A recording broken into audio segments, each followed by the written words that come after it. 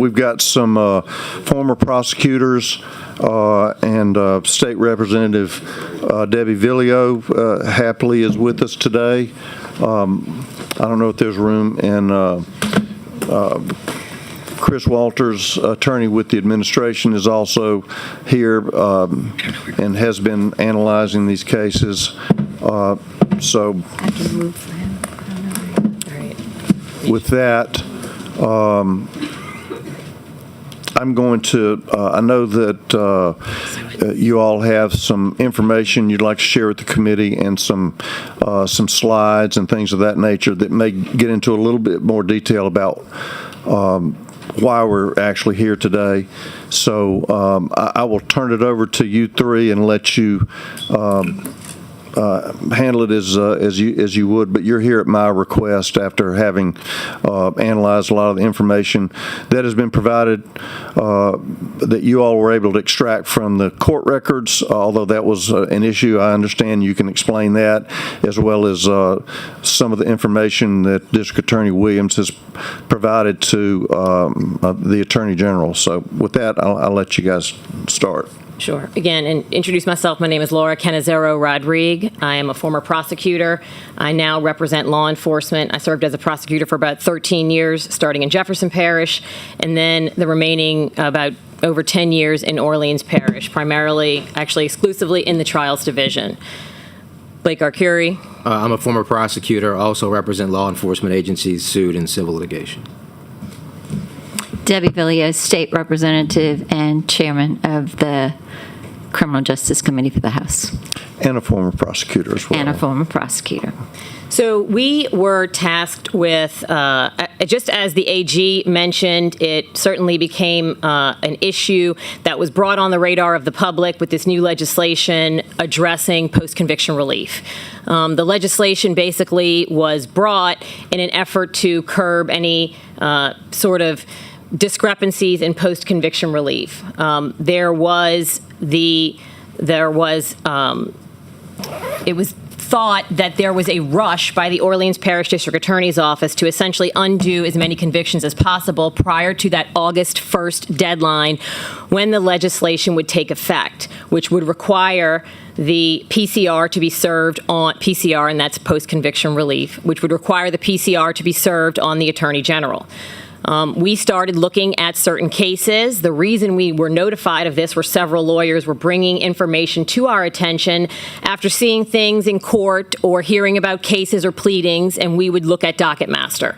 So as the chairman said, our review thus far, we have obtained hundreds of pages of records from the Orleans Parish Clerk's Office. We got those ourselves and went through what pleadings were available to us.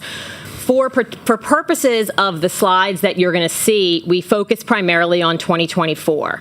We know, or records from DOC indicate, that there are somewhere between 300 and 350 persons who were resentenced by the DA since he took office in Orleans Parish. We obviously did not have the time to go through 350 cases to determine what happened in each of those. We focused on the year 2024 and learned from the DOC that there were 42 people in Orleans Parish who were resentenced in this year. We noticed in the numbers from the DOC that did increase, and I'm citing, I believe, this is off of memory, but I believe there was one resentencing in January, one or two in February, maybe one or two in March, and then we start to see it increase dramatically leading up until the week before the legislation took place. We would see 10 or 12 in the weeks leading up until the August 1st deadline. So it did raise concern that there was a rush to get these cases resentenced before the August 1st deadline. In the review, in what we could obtain in a review from the clerk's office from the 42 cases, we've put together a sort of the best sort of sampling we can of what was going on with the cases that we reviewed. Many of the cases had a response from the state. In other words, what the AG had said before, the defendant initially files the PCR application. He or she says, I believe I'm entitled to post-conviction relief, and this is why. Typically, the state will then respond and defend the conviction. In many of these cases, in the 42, or actually we didn't get to 42, I would say we saw somewhere between 35 and 40, the state was joining in the defense's request to get post-conviction relief. I want to note that the chairman said that there was only one case where there was an allegation of actual innocence. There was only one case where the words actual innocence were used in the pleadings that we reviewed. But that person was also required to plead guilty to the crime of obstruction of justice, and you'll see that. So in none of the cases we reviewed was a person deemed to be actually innocent by the district attorney's office. In every single case, the defendant was required to plead guilty and admit guilt in his participation in the crime.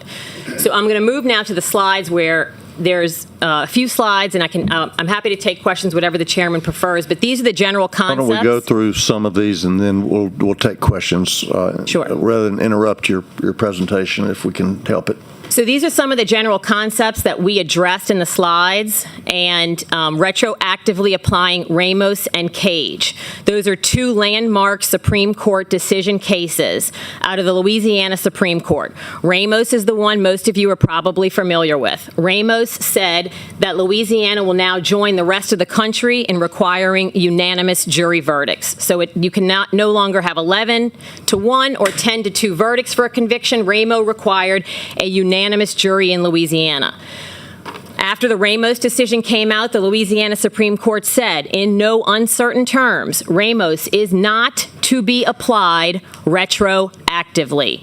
That means any convictions that were final prior to the decision of Ramos would not get relief for a non-unanimous jury. And this is a category that will go to the point made by Senator Duplessis earlier on the Ramos and the Cage decision. Cage, a similar case out of the Louisiana Supreme Court that talks about a jury instruction that courts were giving to the jury before they went to deliberate. The judge was instructing them on the definition of reasonable doubt. That case comes out and the court says you need to change that jury instruction. This will be the new way you give that instruction from here on out. But under Cage as well, the Louisiana Supreme Court said this decision is not to be applied retroactively. If a conviction is final, you do not disturb any of those prior convictions. This is to go from here forward. So that's what we're going to see on Ramos and Cage. I would add to that the United States Supreme Court did weigh in Edwards versus Vinoy and said that that Ramos, actually looking at our case and our law, and said that there's no requirement under federal law, the federal Constitution, which ours is very similar to. There's no requirement to apply that retroactively. Correct, and I appreciate that. That's the federal side as well. So the next categories are going to be more self-explanatory when you see the slides. A motion to dismiss a multiple bill. What we mean by a multiple bill is if a person is convicted of a crime and they have prior convictions, the state can then what we call multiple bill them. It means enhance their sentence or their penalty. It will enhance the range that the judge can sentence the defender to based on their prior convictions. So they could be a double bill, meaning they have one prior conviction. They could be a triple bill, meaning they have two prior convictions. They could be a quad bill, that's the highest, meaning they're facing 20 to life. They have 3 or more prior convictions. So we see many motions to dismiss a multiple bill, and we'll talk about that. There are motions to correct what they call an illegal sentence, and we'll see what that looks like in the actual pleadings filed by the state. We have public safety concerns. We'll see several of the people who were released and then went off to immediately reoffend, committing murder, picking up gun charges, going federal. You'll see some of those. We have no claims, as we've discussed, of actual innocence. You're going to see language that we have pulled, sample language from the state's own pleadings, admitting that the guilt of the defendant is clear, but that maybe his role was less, more of an accomplice. In Louisiana, we might call that a principal, right? And we'll talk a little bit about that. These are their own pleadings that they have filed. We see a judge in criminal court raising concerns about a PCR hearing, and we're going to look at those particular facts. Very, very interesting facts about testimony during a PCR hearing. And the next ones will be sort of more self-explanatory, but you'll see that there's a result of this that affects the state financially too. Civil litigation follows when somebody's released, and we're going to see those numbers comparing them to other major parishes in the state. Do I? Okay, so here is the Ramos and Cage application. So these were 10 cases. Those are cited at the top. And again, this is just based on the limited information we have, but the basis for the DA's office undoing these 10 cases, and remember, we've reviewed around 35 to 40, so 10 of those are reverse applications of Ramos and Cage, meaning they went back and applied a law that the Supreme Court and the United States Supreme Court said they could not retroactively apply. Now, this language comes directly from a pleading filed by the state. This is what they put in their pleadings. The Orleans District Attorney's Office is committed, regardless of strict legal entitlement, to confronting past harms and excesses, including convictions that may have been infected by constitutional errors which were not remedied by retroactive application of governing law. The state seeks to build faith in the fair administration, and it goes on. Same paragraph in every single one of those that they file for retroactivity, meaning this is an admission by the state that they do not have legal entitlement to go back and retroactively apply Ramos or Cage. Their words, not the defendant, the state. So admitting they're aware of the law. A special note at the bottom, and we cite a state case. This is a state from the Orleans Parish DA's office, State versus Tyrant's Chancellor. We found a pleading there. This is this, okay, let me make this distinction too. This is the Civil Rights Division of his office that we are primarily talking about, involved in all of these cases where PCR is, okay? So that's a special division created by the district attorney within his office. They are handling all of the post-conviction relief. We see other lawyers in the trials and appellate division in his own office, and of course, as well as other lawyers in every other state, in every other parish in the state, stayed cases instead of retroactively applying Ramos. They knew they were not supposed to be retroactively applying them. That's out of his own office in other divisions. So only the Civil Rights Division is coming in and retroactively applying Ramos. Every other case in his office, the prosecutors are staying before they make any decision to see what the Supreme Court rules. So that's an interesting factor to consider in determining the application of the law here. Okay.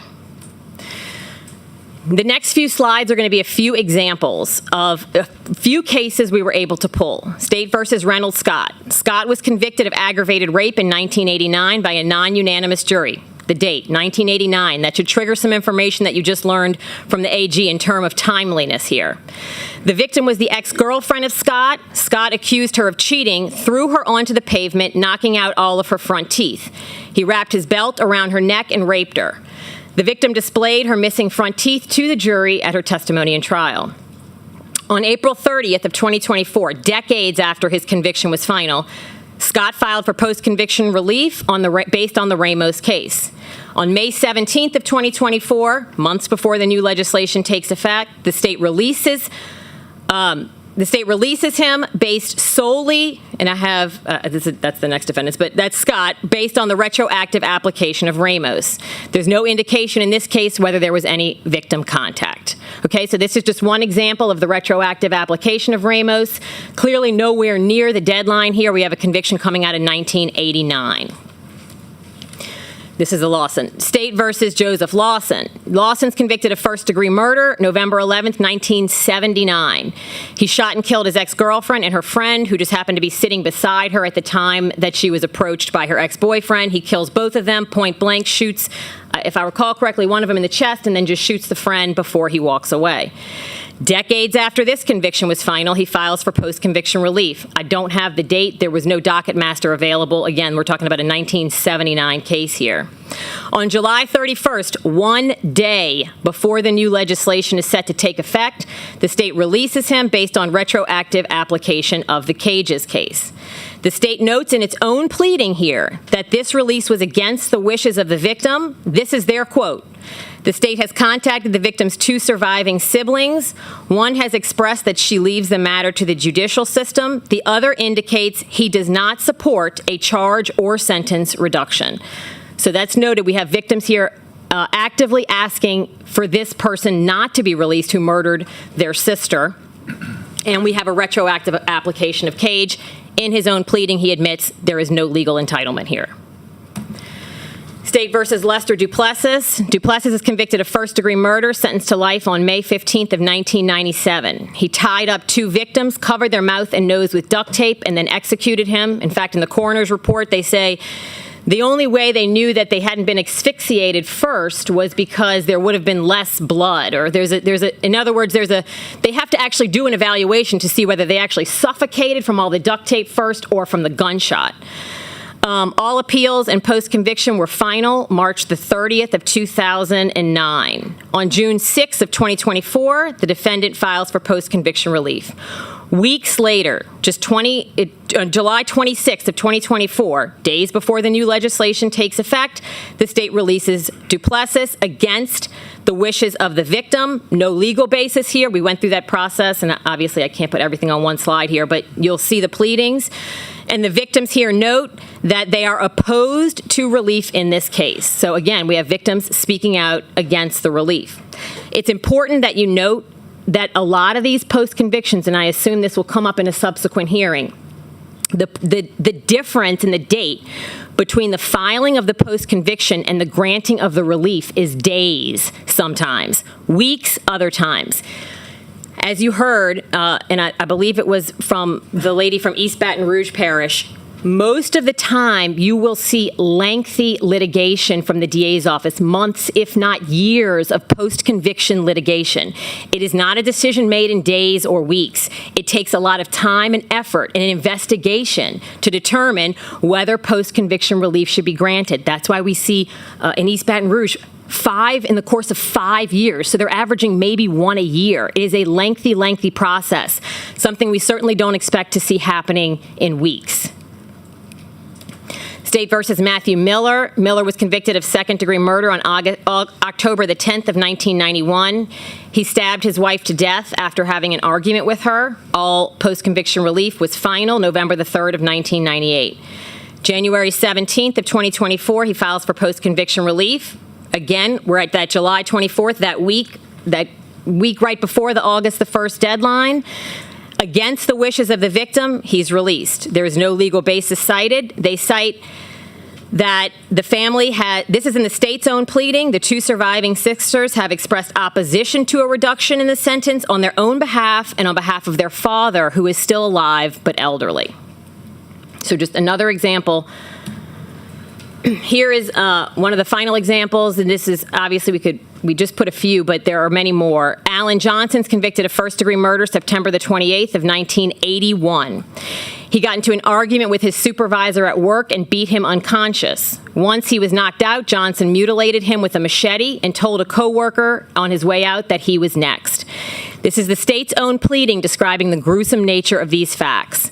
There is no doubt that the crime for which Mr. Johnson was convicted was brutal and deserving of condemnation, the most serious offense in the code.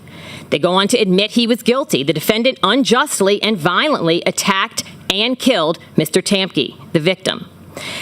Decades after the conviction is final, he files for post-convictional relief. We don't have the exact date because we don't have docket master here. July 19th, again, right before the August the 1st date, the state releases him against the wishes of the victim. In this case, the victims actually had to hire an attorney to sort of navigate this process. So we have an admission here of the brutal nature of the facts.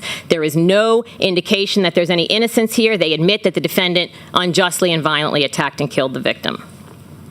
Those are some of our general examples.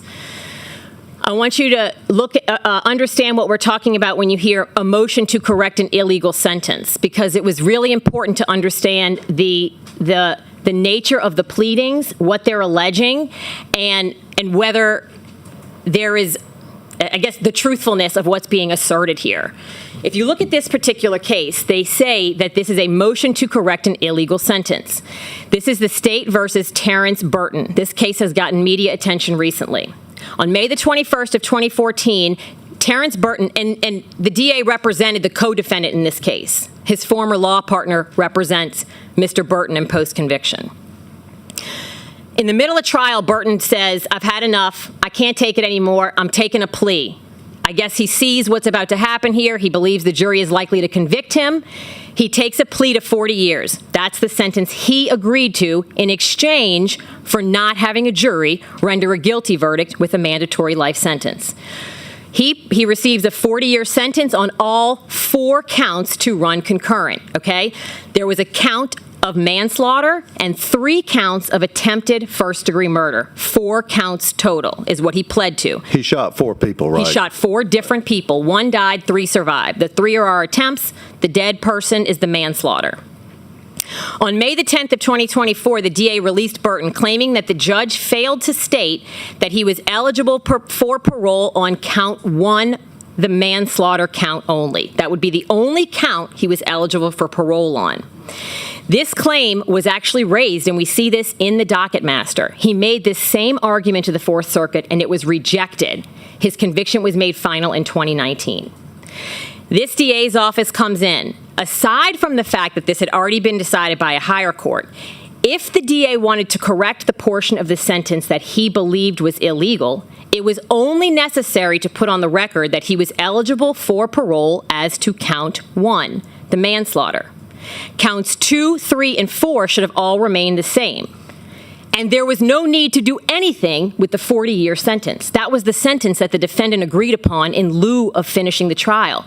And the state never had to agree to give him any sentence at all. The state never had to agree to give him a plea in trial. He agreed to that in exchange for not getting a life sentence. Instead of correcting this quote-unquote illegal sentence by adding the word eligible for parole on count 1, he vacates the sentence on all 4 counts, vacates the 40-year sentence, and reimposes a sentence of 14 years, and Burton is immediately released. So that's what you have to understand when you see something that says motion to correct an illegal sentence. It requires determining what was illegal about the sentence and if what is purported to have been illegal was actually what was corrected. And we see this one example absolutely not true here. We have a motion to dismiss a multiple bill in several cases. I think there were at least 3 or 4. I can't remember the exact number. The pleading where they asked to dismiss the multiple bill, meaning take off that enhanced sentence, which can afford him his immediate release, is basically the entire pleading is based on the argument that the multiple bill is a racist document. That's what is cited in the state's pleading. We do not get any citations to where this data is coming from. Here are 2 pleadings, both from the state, citing separate statistics. Okay? One of them says at the start of 2021, there were over 900 people in custody of the DOC from New Orleans who were serving at least one sentence enhanced by the habitual offender law, essentially saying 900 people in the DOC under a multiple bill. Another pleading, same office, says at the start of 2020, at least 718 people from the Orleans Parish or in the DOC on a habitual offender law. So we don't have any stats to show where they're getting this data. We're not able to verify any of the data. We have no idea what it's based on. And these are the pleadings that are being filed to undo a multiple bill. And based on the limited information that we have, this is all we have to look at as their basis for undoing these and releasing people on a multiple bill. No claim of innocence of any of them. Not even a claim of less culpability, prosecutorial misconduct, none of that. None of that on the multiple bill ones. So just to clarify, there's nothing wrong under the law with charging someone under the habitual offender statute. No, of course. That's what the legislature has determined is applicable to a prosecutor when they're evaluating a case. And I would think that the community would expect that. In other words, a first offender should not be treated the same as a fourth offender, right? There should be opportunities afforded to somebody on their first arrest or first conviction. But if a person got that opportunity on the first time, got that opportunity on the second time, because I can tell you they're usually getting probation on the second time, they might get it on the third time too. By the fourth time, there are some laws in place to say now we have some options here because every opportunity afforded on time 1 wasn't taken advantage of, not time 2. And the problem is we see an escalation in crime most times, and we'll see some examples of that too. The point being, the habitual offender is illegal. The habitual offender law is a legal tool used by prosecutors to ensure that first offenders are not treated the same as second, third, fourth, fifth, sixth, and seventh offenders.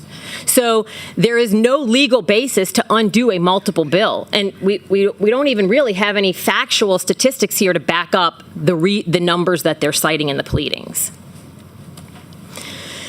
Okay, this slide is just a sampling of some of the language where they release somebody, but it's just examples of the fact that none of these are alleged to have been innocent people, wrongly convicted, the wrongs of the past, any of those things. Here we have Waters. Waters could have more credibly, this was a murder. Waters could have more credibly cast Max Steele as the primary perpetrator. They were saying he could have blamed somebody else for this. The experienced hitman who planned and contemplated the crime. While Waters could not have undone the physical evidence, he certainly could have mitigated his own level of responsibility and elevated Steele's role. So basically make somebody else look more guilty. At the end, it says Waters could have presented himself as someone involved in the crime and in receipt of stolen goods, but perhaps as a non-shooter or a less culpable accomplice or accessory after the fact. Okay?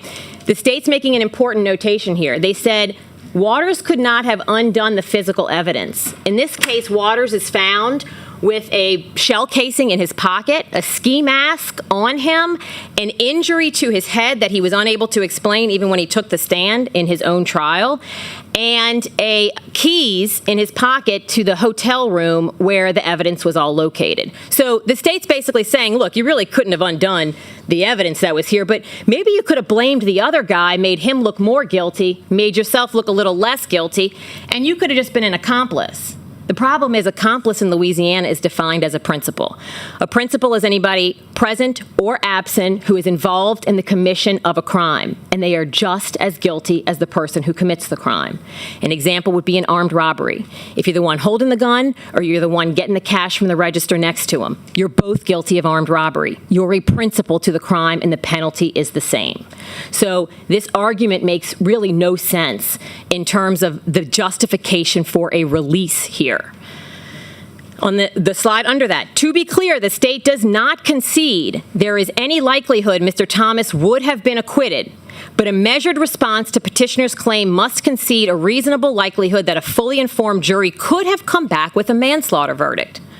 So they're saying here, we agree he's guilty, but he could have possibly gotten manslaughter maybe. Maybe he could have tweaked some facts a little bit and gotten the jury to come back manslaughter. Not a legal basis to release somebody. The possibility, and remember, the jury is instructed on manslaughter when they render a verdict for murder. Again, just a sampling of the fact that none of these are a legal basis and nobody is claiming evils of the past in any of these pleadings. The one at the top is very interesting, and they make an Eighth Amendment claim that the newly discovered evidence is his diagnosis, a cancer diagnosis, and that's the basis of release. So the sentence as applied violates the Eighth Amendment. The state concedes that it is based on new evidence, his diagnosis. So imagine the floodgate that would open. If a person says, I've been diagnosed with this, I'm serving a 50-year sentence, that's newly discovered evidence. I wasn't sick when I got sentenced. So now, according to this pleading, they would be entitled to relief. That's the basis that they cite in this particular pleading. The bottom one, Mr. King's case. The defense has not established that the petitioner would more likely than not have received a different verdict. They're acknowledging their burden and that they cannot meet that burden they're essentially trying to join with the defense here to meet the burden. They are saying, we know that in order to have this outcome, we have to be able to show that the verdict would have been different. And the defendant is not able to do that here. There remains ample evidence to show Mr. King participated in this offense. Now, they release him anyway, but that's their own language in the state's pleading. So again, when we come up here and talk about undoing injustices and wrongs of the past, we have to go to the actual pleadings filed by the state themselves as the basis of what they did. Not generalities, not Cliff Notes versions of what might sound good. It's what they filed. These are the actual facts in their pleadings and what they based the release on. Now, here's an example of just a few that we were able to locate. I mean, look, we had one over the weekend, so they come regularly. And this is interesting to note, too, before we get into the specifics of this. Of course, nobody disputes that there is a crime, that the crime has gone down in New Orleans, and we do credit that a lot to Troop NOLA and their efforts in the city. But you have to remember that I will point out, I did look at the Metropolitan Crime Commission statistics, and the murder rate is still 20% higher than it was in 2019, Correct. pre-COVID, as of today, as of the end of August, actually. The stats go through August 31st. Yes, we do not see a dramatic improvement in the murder. We are also still ranked number 3 New Orleans for violent crime in the country. So, I don't think anybody's throwing a parade down in New Orleans, which is where we live and where we're from. Well, we are. She's Jefferson Parish over here. But, that's the reality you have to also think about. When we talk about the release of 300 to 350 people, they're not going to recidivate the next day, the next month, the next year. We have to wait now and see. This is not even cases that the DA's office has refused in their screening process, right? So when you see that all over the news, last night, a woman was picked up and charged with a quadruple shooting over the weekend. She shot 4 people, 1 died. A murder by the office was refused on her, a second-degree murder in May of 2023.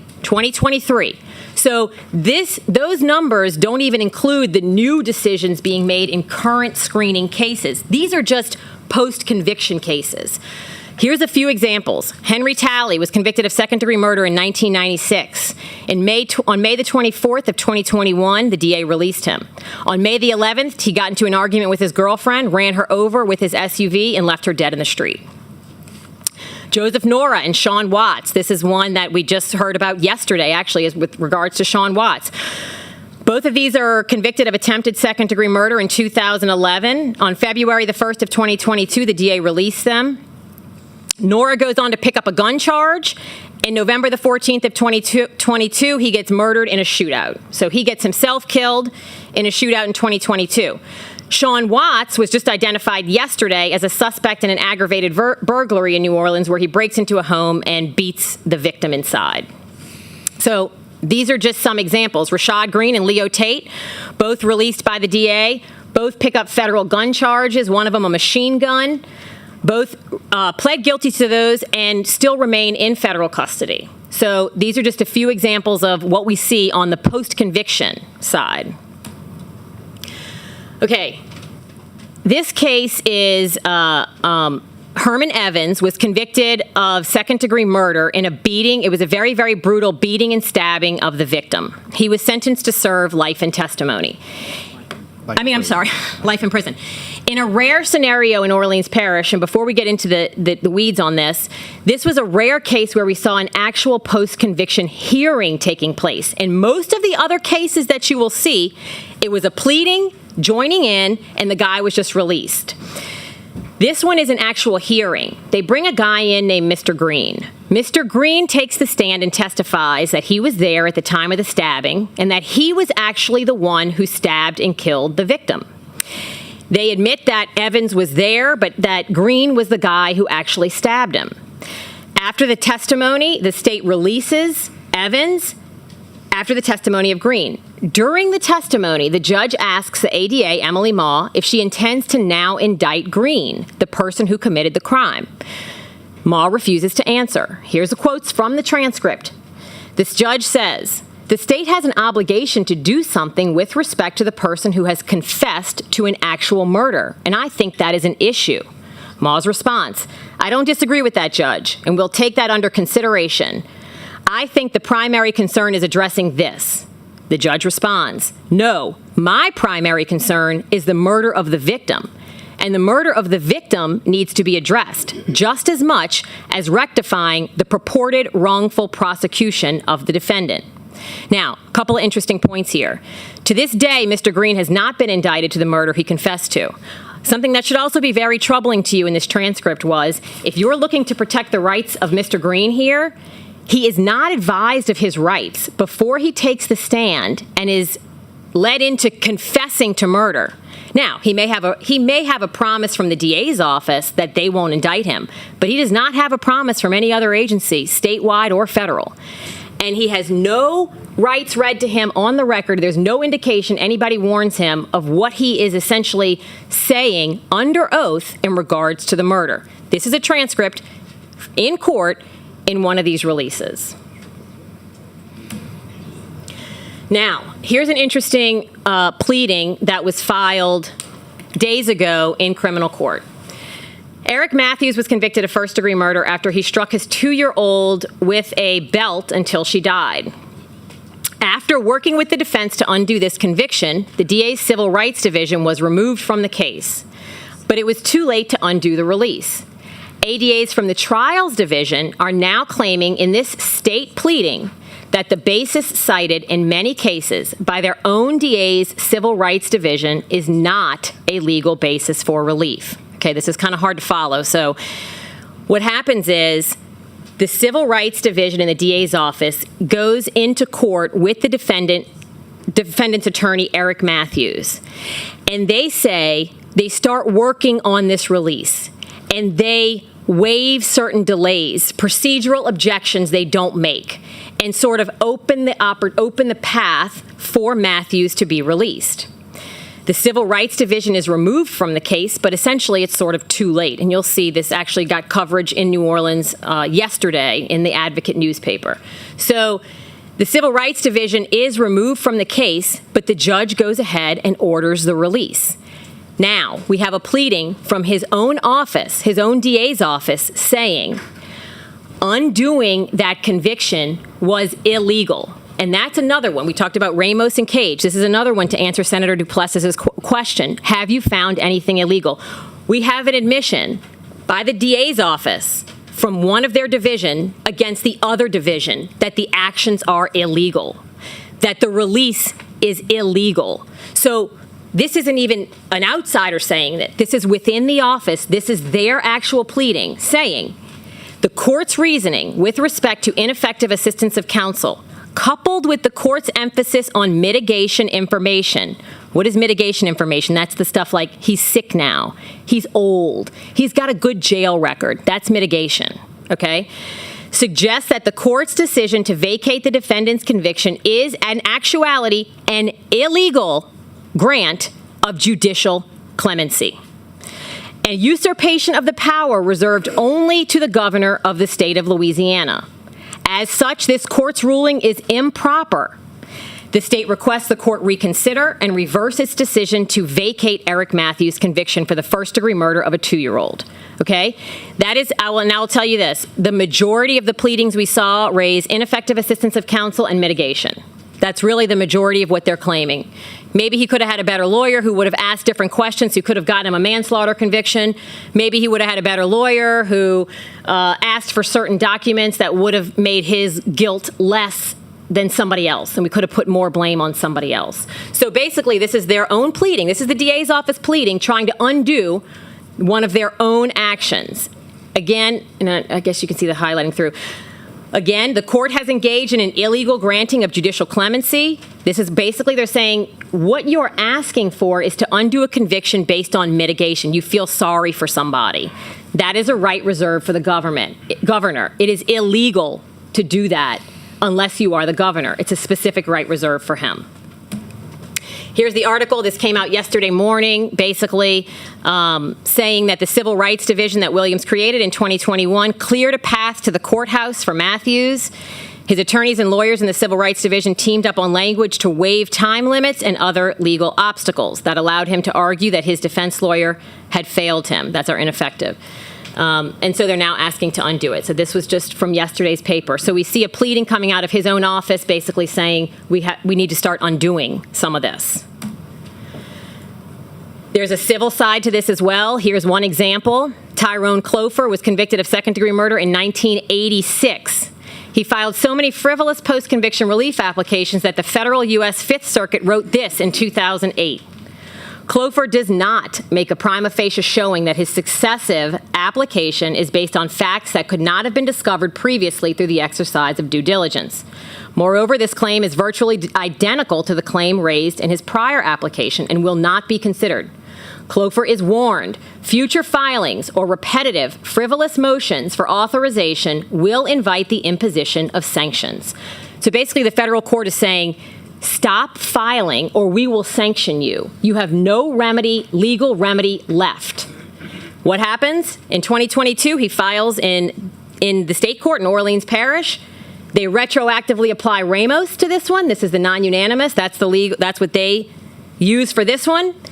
And he's released. And what does he do right upon his release? He files a federal lawsuit against the DA's office, 2 former district attorneys, 8 former assistant district attorneys, and the lawsuit is pending. He seeks $1 billion in damages. I note that some of these people, these ADAs, have not practiced as ADAs in 30 years. They're from across the country. You They need have to no idea what this is state your about. name before Blake you tell- Arcuri.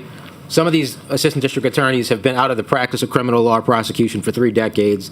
They have no idea what this is about. They have 3 law firms involved so far that the state's going to have to pay for, these people going to have to pay for, and there's still 5 ADAs to serve. So this could be a monumental deal that's going to last years waiting for dismissal of this for no reason.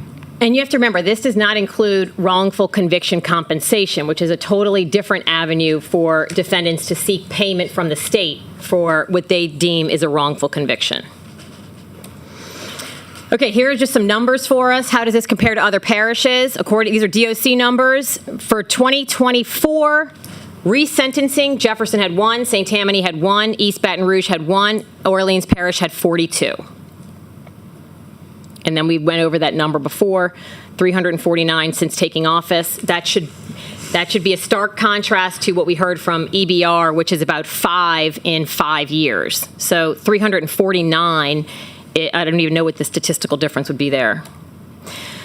There's another point that we have on another slide, and if I need to put it up, I will. But one of the interesting things about the Civil Rights Division is that when this division started, and there's this whole sort of platform that this was going to be an important campaign platform, and I think that's what the senator discussed in questions earlier, that this is what this district attorney ran on. This was the platform. He said he was going to release people, and he's upholding his promise. And there you saw some back and forth about, well, you can't make a promise to break the law. That's not a promise we can honor. So it doesn't really matter what you promise. The law is sort of the law. And in retroactively applying some of these cases, we see their own office admitting that some of these practices are illegal.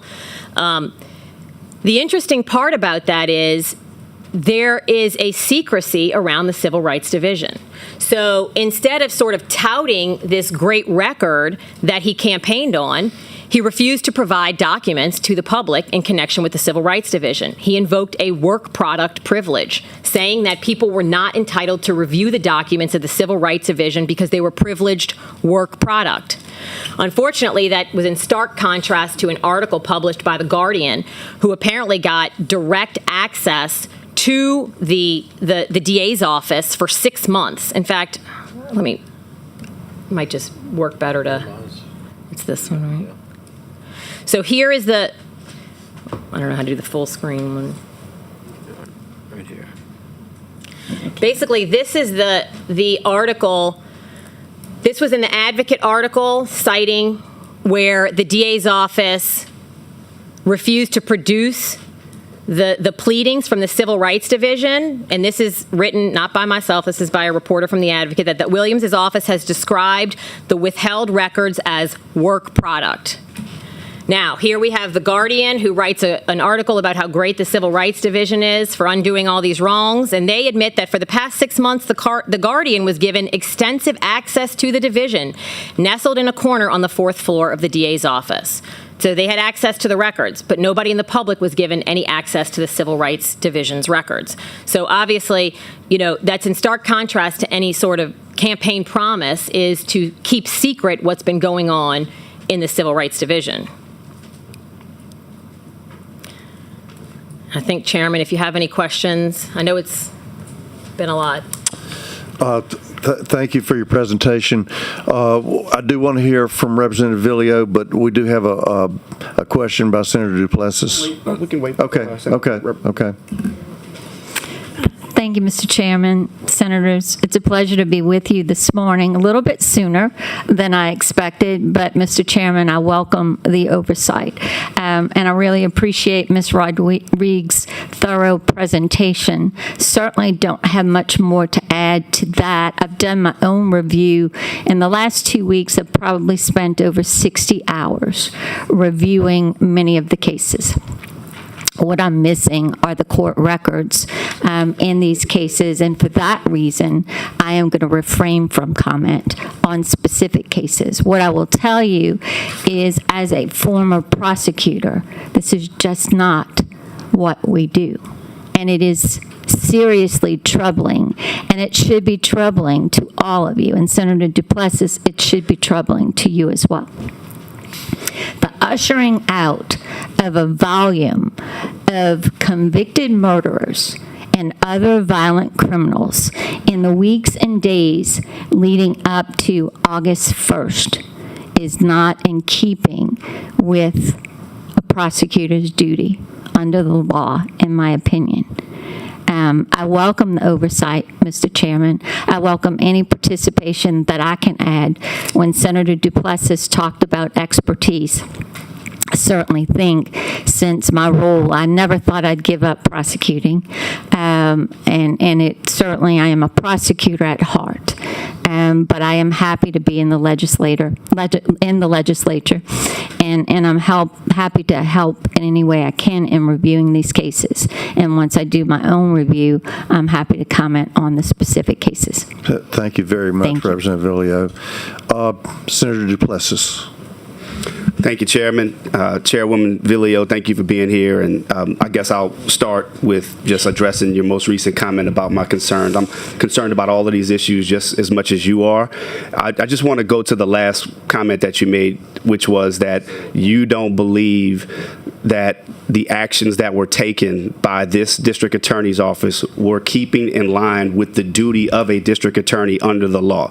That's what you just said. In many of the cases that I've reviewed, I am very concerned. Okay, but you said that he's not keeping in duty with the DA's role under the law.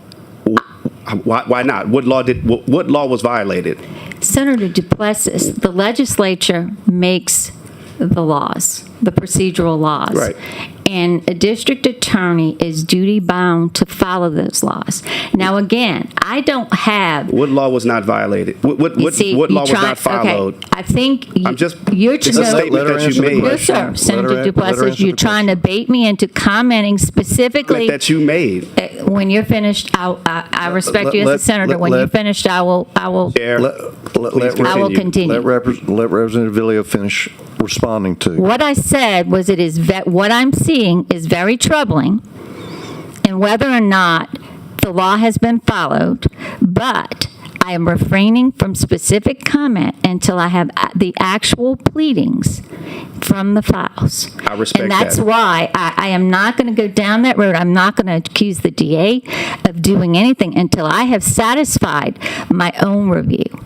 But if my review is satisfied, once I review these pleadings, the pleadings that are filed, and the other information that I am receiving, then I will comment more specifically. Understood. And I just want to state again, I respect you refraining from commenting until you have further information. Sure. But prior to saying that, you said that you don't believe that the DA is keeping within his duty under the law. That's what you said. So I don't know how to reconcile the two, but I respect you're not going to refrain. I don't know. I would have to we could have somebody read back what I said specifically, because it's not my intent until I have the facts. We deal in facts. These cases deal in subtleties. That's what we do as lawyers generally. And so that's why I'm not willing to comment on specific cases and facts, because I haven't had that review. I haven't been able to access those pleadings. And just to clarify a few things, first of all, Ms. Rodriguez went to the criminal district court clerk's office to try to get the documents. and the pleadings are not readily available at the clerk's office. She was able to get some, as I understand it. And then more documents were provided by Mr. Williams to the Attorney General, and we were able to get them from her. So Ms. Rodrigue has had access to these, whereas Ms. Villio has not had access to these, as she was doing her review prior to our receiving these documents. So she was going through simply the docket master, as I understand it, which That's is correct. which is a basic summary that are minutes of the court that are not explicit and don't have the actual. Whereas Ms. Rodrigue was able to get a lot of these documents. She spent a good bit of her own money trying to extract these documents from the clerk of court's office, and then was able to get additional documents indirectly from Mr. Williams. So I think if that helps explain why she's refusing to do it until she's a very experienced prosecutor, and she's not going to say something until she's seen it with her own eyes. Well, I mean, I can answer that. I think it's right here in his own pleading.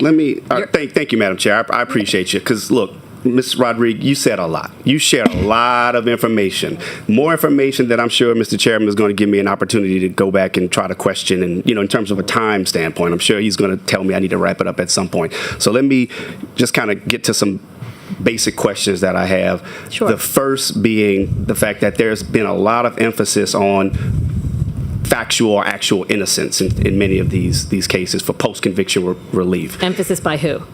By your presentation. No. There is a lack of actual innocence. Exactly. So let me get to my question. Okay. So there's been a lot of emphasis around the question of innocence, as opposed to, from a post-conviction relief standpoint, as opposed to other factors, right? There are other factors that can lead to post-conviction relief. Brady violations, ineffective assistance of counsel, something went wrong at the trial, not the issue of actual innocence, correct? There are other instances. As the AG testified, there are factors set out at different phases of post-conviction, and at each different phase, the court will outline very clearly what remedy you have. What are your options but for there are other post-conviction? factors outside of just innocence that can lead to post-conviction relief, right? Set out by the Supreme Court in both state and federal. Yes. Right. Okay. All right. Just want to make that point, because it seemed like most of the cases that you cited were going to the issue of, or the question of, innocence. In much of your presentation, you cited Orleans Parish as being an outlier with respect to the post-conviction releases that have taken place within the last several years under this administration. There was even talk a lot about the multiple bill, habitual offender law. Correct. That Louisiana is well known for. Orleans Parish was very well known for that, right? So Under who? At what time period? Okay, specifically under the Canizero administration. I do know that over a stretch of 7 years, I don't know the exact number of years, or if you were there at the time, because you are a former prosecutor, right? I am. And you worked in that office, correct? I did. Okay. Over a stretch of 7 years, there were 2,700 uses of the multiple bill, the habitual offender law, in Orleans Parish. But in East Baton Rouge Parish, over that same number of years, it was only used 60 times. Why was there not a Senate hearing called in that instance? Well, I would ask you to ask. You're the representative, right? Are you the senator? When were you a senator? I didn't ask for this hearing. So I'm trying to why didn't you ask for one about that? I'm asking you. To be fair, you did ask to participate. No, yeah. I'm asking. Even though you're not on the committee. Look, I'm asking. I'm asking the question because I'm trying to make a point.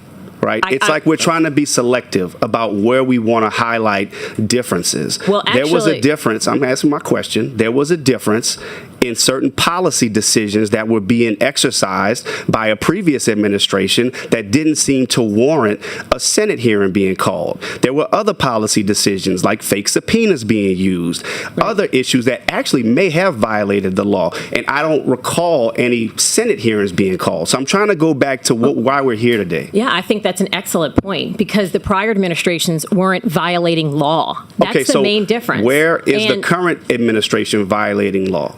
Do you see where they wrote it in their own pleading? It is right in front of you, or on the side of you on the screen. Well, They are issuing. They're going to Listen, have an opportunity to speak Senator, to that. I listen. think the DA's office will have an opportunity. I'm sure they will. I'm sure they will. So what I'm if they saying is violated you're the law, specifically asking me if they where violated they the law, let's what back up. court Let's has back up. determined that? What court has determined that they have violated the law? I think that's to be seen. Aren't we here for that? So, well, that's why we have the process, right? Correct. And if you had So- a problem with a prior administration as an elected official in Orleans Parish, I assert to you, why didn't you speak out? No, I think the voters spoke out. My dad did not run for election Why against not? Jason Williams. Why not? He took another job. He moved on to the Attorney General's office. Okay, And I think it's, Let's you know, let's get beyond Yeah, the personal stuff. Yeah. Ask a question and let her answer, and then we'll move on. Okay, let's talk about the case law.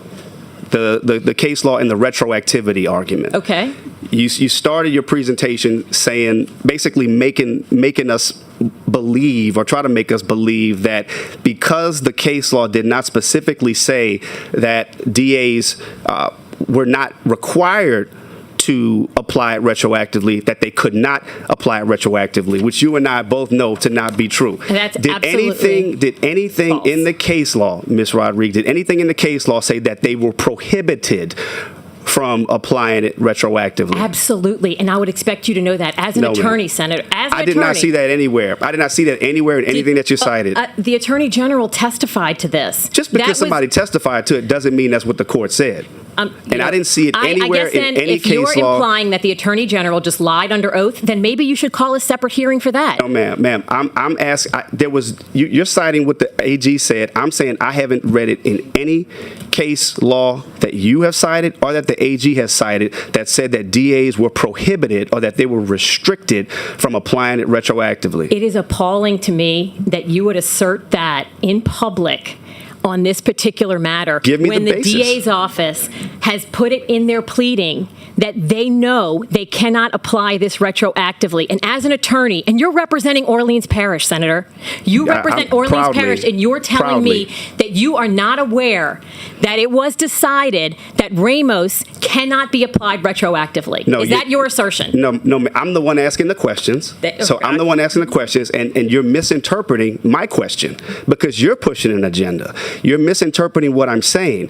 The not being able to apply it retroactively, that's not what I'm saying. I'm saying that the DA is not restricted from applying it retroactively. Well, then- we're talking about under the DA discretion under post-conviction law. Okay. So you're trying to twist up what I'm saying. Listen, I think that's fine. I'd like for the record to reflect here that Senator Duplessis believes that No, ma'am. No, the ma'am. DA See, has discretion no, to no, ma'am. retroactively apply Ramos This is- against the ruling No. of the Mr. United Chairman, States point of Supreme order. Court and Point the of order. state This is Supreme outrageous. Court. Point of order. And this is our Orleans Parish representative. Mr. Chairman, this is.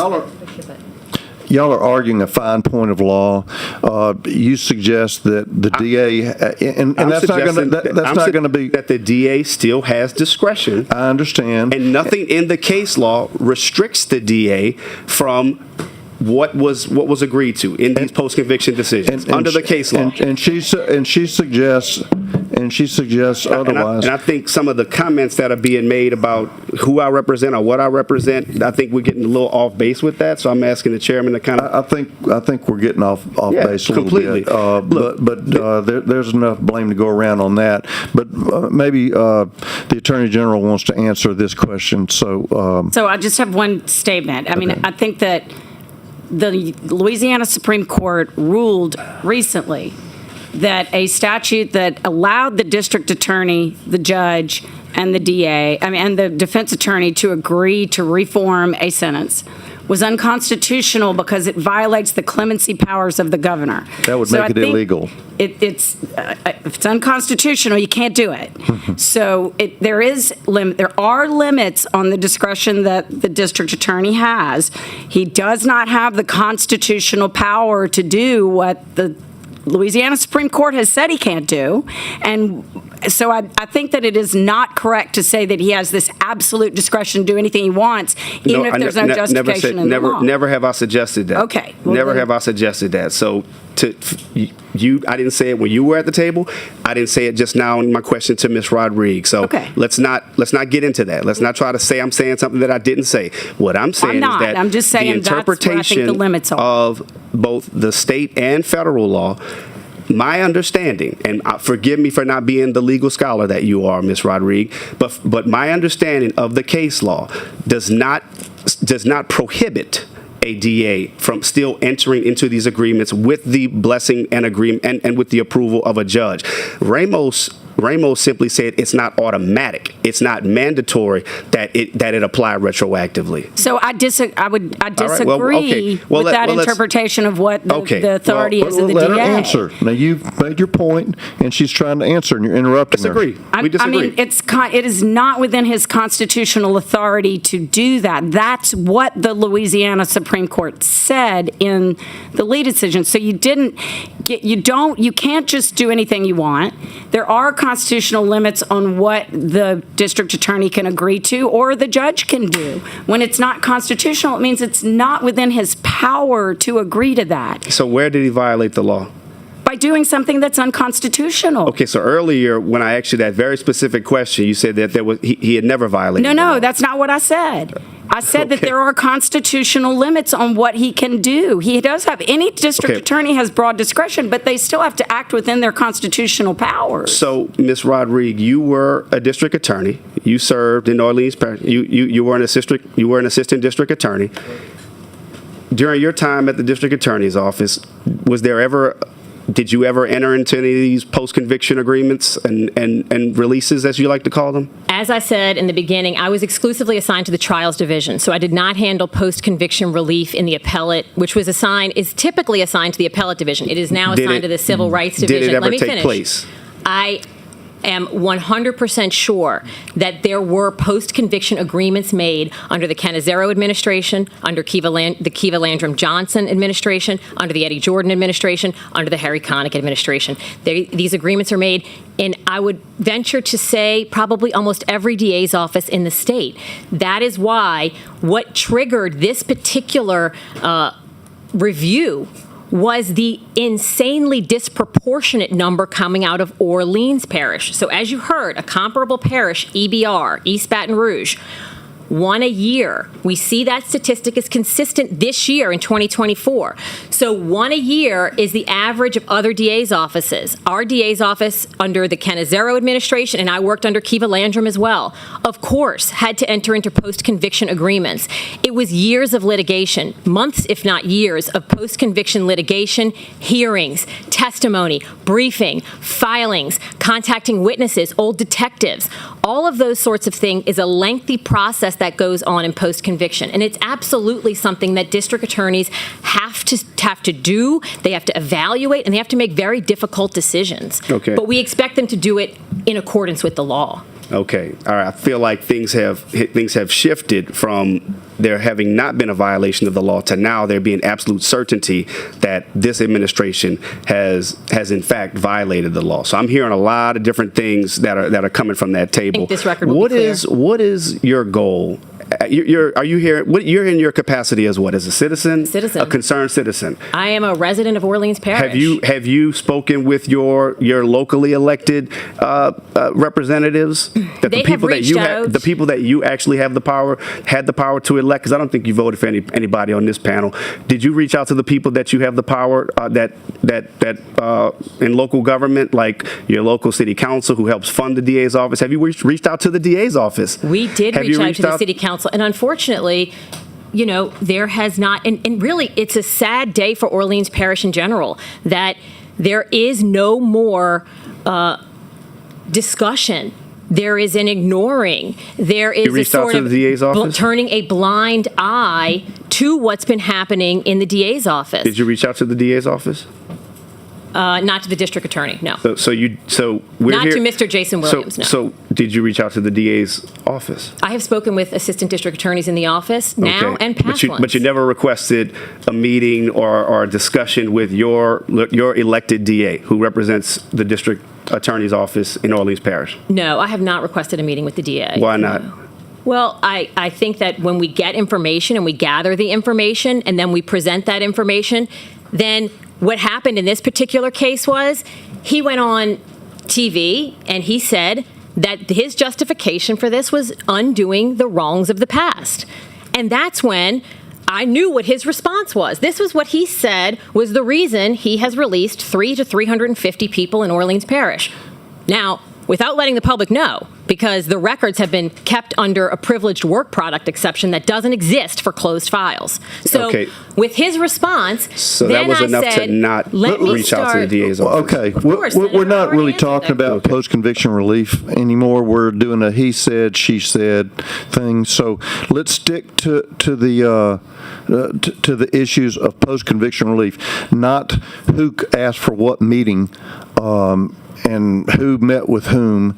Let's find out what needs to be found out about post-conviction relief. Chairman, respectfully, I have a reason for asking that question, and my reason is we're not here to waste time.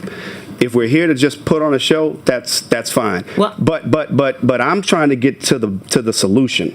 And if we're serious about solutions, anybody I think who's really serious about working this out and getting a solution will have reached out to their DA, not created where we are today, where we know the cameras are going to show up to try to push a political agenda. And that's my concern, is that we're here more so to push an agenda as opposed to actually getting to solutions. So that's why I'm asking the question. Well, I called this meeting, so now you're attacking me. No, sir, I'm not attacking you. Okay, wait just a minute. Wait just a minute. Wait just a minute. No, you're. So did you call this meeting? I called this meeting myself with the consent of the President of the Senate.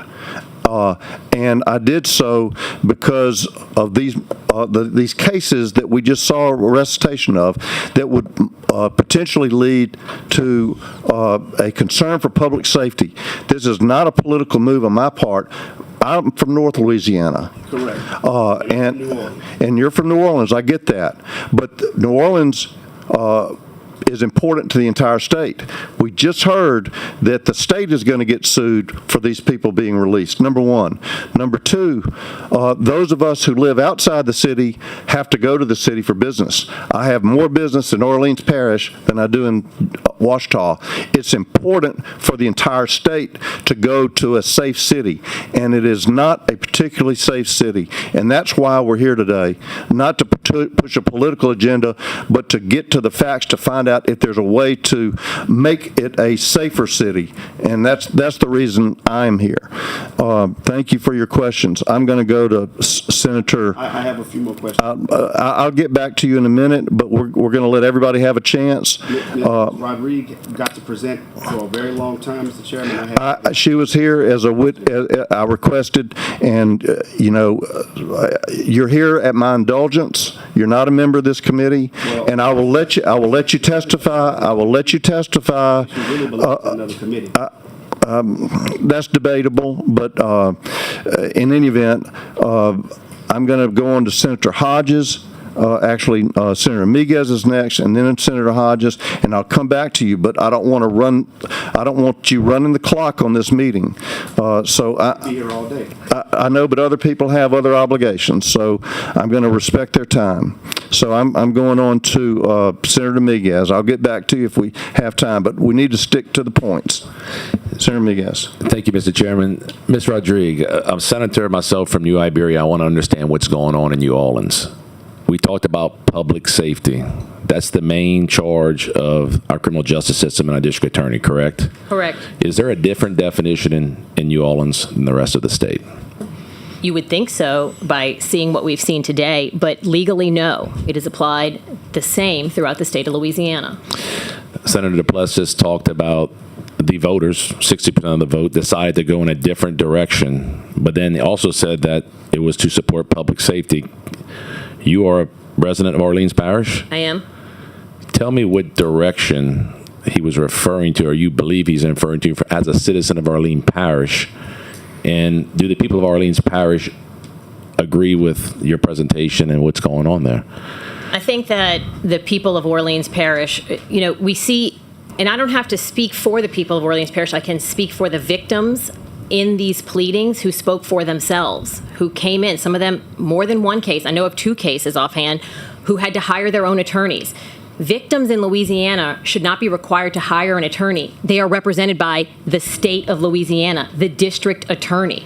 These people had to hire their own attorneys to figure out what was going on. There is indication in the pleadings that they were misled on some reasons for release, believing that there was a legal basis that they had to release people. That was not true. So I think that the victims speak for the residents of Orleans Parish when they say we're not okay with these releases. I think a judge in Orleans Parish speaks out in this transcript and says, this is extremely concerning to me that somebody's going to confess to murder and everybody's going to let him walk right out of the door, and we just basically put him up here to get the other guy out. So we see the people of Orleans Parish speaking out in these pleadings. It's really a shame that in Orleans we do have to rely on leaders that are statewide to come in and say that's not going to happen anywhere in the state. We do heavily rely on statewide leadership.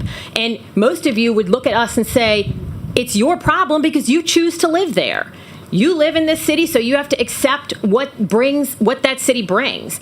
And I was born and raised there. I haven't left yet. I think that there are legal parameters that are required statewide. And when they're not met, we have to come here and rely on statewide leaders to speak up for Orleans Parish. And that's really the only chance we have of the public understanding what's going on and for there to be some oversight, some transparency, and some accountability. Thank you. We kind of get the message, and I would like to move on to, unless you have another specific question, move on to Senator Hodges so we don't run out of time here. Yeah, I have a few more, but maybe I can run through them very quickly, and we'll try to keep the answers as quickly as possible. Keep it very quick. So Senator Plessis also mentioned that the judges are involved. It's not just the district attorney's office, but the situation with the attorney general mentioned to us earlier, when you have the district attorney as not an adversarial party, what kind of position does that put the judge in? That's correct. And that's been an issue that's been expressed, that the judges are basically 2 defense attorneys are coming in each case. So they have nobody, and I think the AG spoke to that. So you don't have anybody really speaking up for the states and taking a public safety position. Correct. And in response to Mr. Duplessis' question, too, doesn't a judge have to be involved? No. On a dismissal, they do not. The DA's office can walk into court, write dismissed on a bill of indictment or a bill of information, and that's it. There is no judge involvement in that at all. And we'll move through this rather quickly. Also, there's been numbers put out that 42 cases this year of resentencing versus East Baton Rouge Parish, 1 case. There's been 350 cases of resentencing since he's been elected. Don't you think that's a major red flag there? I mean, that requires us to investigate further. I know there'll be more information that's coming out, but that's just a red flag in general. That doesn't seem like, how do you justify that? I think that is really the basis of why the committee will eventually have to take a look at that. Most DAs, most people will never see that number in their lifetime. I mean, a DA will certainly never see it in his or her lifetime or their tenure, no matter how long they serve. We would never expect to see that in a few years. The chairman mentioned he conducts a lot more of his business in Orleans Parish, the importance to the state. But I also want to point out, as being a member of the Finance Committee, the amount of money that we are investing locally into Orleans to fight the crime problem there. I would like to use the word tens of millions of dollars, but it's probably up to $100 million now. And the reason we're doing that is because we're trying to help citizens like yourself in Orleans Parish get the crime situation under control. But is it really the responsibility of the state to come in there and manage your local crime issue? It's a must. We have to do it to stabilize the scenario. But we are spending a lot of money there. And the reason we're doing that is because it's also a national tourist attraction, and we're trying to maintain our asset and keep the people in that area safe. But I want to make a point that we are investing a lot of money there. And I want to close up quickly because I know the chairman has a limitation of time, but I do have one point of order for him. Mr. Chairman, there was some information in her presentation towards the end where some of the information from the district attorney's office has not been readily available so we can determine whether laws were broken. Has our committee submitted a request to the district attorney's office? Yes, we have, and we'll when Mr. Williams comes to testify, okay, we'll speak to that. Let's move on. Thank you, Senator Miguez. Senator Hodges, you have a question? I do. I just want to say thank you for being here, and I want to thank the chairman for calling this meeting. Thank you for your very disturbing presentation. It brought tears to my eyes. And I think it should concern all of us, but to hear that those are factual things that actually happened. Crimes by sick people that is so wicked beyond comprehension for us to think, and they were let out. These were not accidents. This was not manslaughter. When you chop up somebody with a machete, that's unthinkable to us. But yet, these are the types of crimes that we're talking about, finding some loophole to let someone out on. None of us should support that because it is evil and it's wicked. But the question that I have for you, I believe I noted in your slide presentation, most of these, the Civil Rights Division was involved in most of these. And my question for you is, do these, I don't know how many DA's offices have civil rights divisions, but are these civil rights divisions funded through supplemental pay of the legislature? How are they actually funded? I do not know how they are funded. Orleans Parish is the only district attorney's office in the state that I'm aware of that has a civil rights division, and maybe somebody from the LDAA could say differently if that's true, but the only office that I'm aware of in the state that has a civil rights division is Orleans Parish. This civil rights division the head of it is Emily Maw. You saw her name. She is from the Innocence Project and a career-long defense attorney. So that's the only one in the state is that you know of? I'm aware of. Is there? It is. So we need to find out how this is being funded, because they blatantly ignored the cries of the victims. And we heard many, many cases in Jude C during our session on crime of victims. And you guys remember how horrible we cried of some of the victims that testified about clemency hearings, that the perpetrator was let out after murdering their 3-year-old or was going to be let out. And so these are and this is an organization that is fighting to let out this kind of people with giving no voice to the victims' families. And so I want to say thank you. I've just got one other question. And so we're here to determine if and what you said, and I'm not an attorney either, but I can read what the Supreme Court said about Ramos, the Ramos case, that you're not supposed to go back and do retroactive, which they clearly did. And I guess we'll have to determine that. Is that a fact that they did go back and violate that?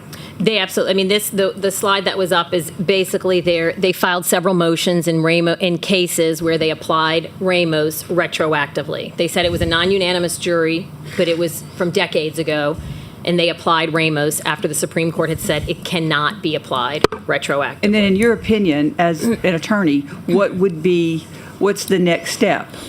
So I think that the review, or a more thorough review where documents are provided, that a committee can review those and come to a determination on, like, we certainly know this on these particular cases.